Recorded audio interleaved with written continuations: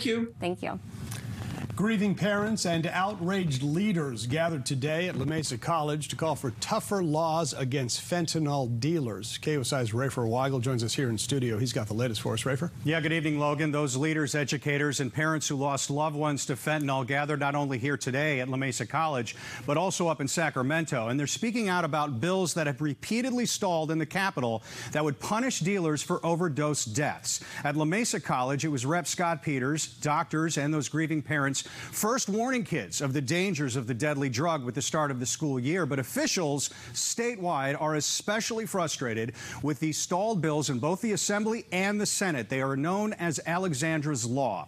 This would require courts to notify convicted fentanyl dealers that if they deal again and somebody dies, they could face murder charges. Now, versions have been submitted in both the Assembly and the Senate, and both have been shot down in committees. At Mesa College, a father telling the story of his honor roll son who took fentanyl and died. Kai took AP and honors courses prepping himself for college that he would have started just last month. He got good grades and received the Golden Seal Award on his diploma. He was what you would imagine the all-American kid to be from a movie. As a family, we're extremely close. We talk about things regularly, and we're involved in his and all of our children's life more than most parents. We talked about the dangers of drugs and alcohol, and even discussed what we knew about fentanyl, how you were hearing more about it, and to be cautious. Kai was found on the 14th of July, right after we woke up, and called him downstairs so he could go train for his upcoming wrestling season. His 12-year-old sister was the one who first saw him.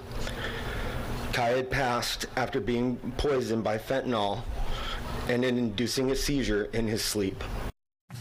So today, Republican lawmakers in the Assembly plan to force Democrats to flex legislative rules to force lawmakers to vote on something called ACA 12. This is a proposed ballot initiative to allow the voters to ultimately decide whether Alexandra's Law should go into effect. And meanwhile, Logan, in the Senate, I just texted Senate Minority Leader Brian Jones, and he's also doing the same thing with his colleagues, trying to get the lawmakers to also put that on the ballot for voters to decide in November. So he said he will give me an update when they find something out. So hopefully when I see you at 5 o'clock, I'll have an update on how that's going. Oh, that'd be great. Yeah, you'd think with all these elected officials and lawmakers wanting to be tough on drugs that some of these bills wouldn't be stalled in committees like this. Rafer, thanks.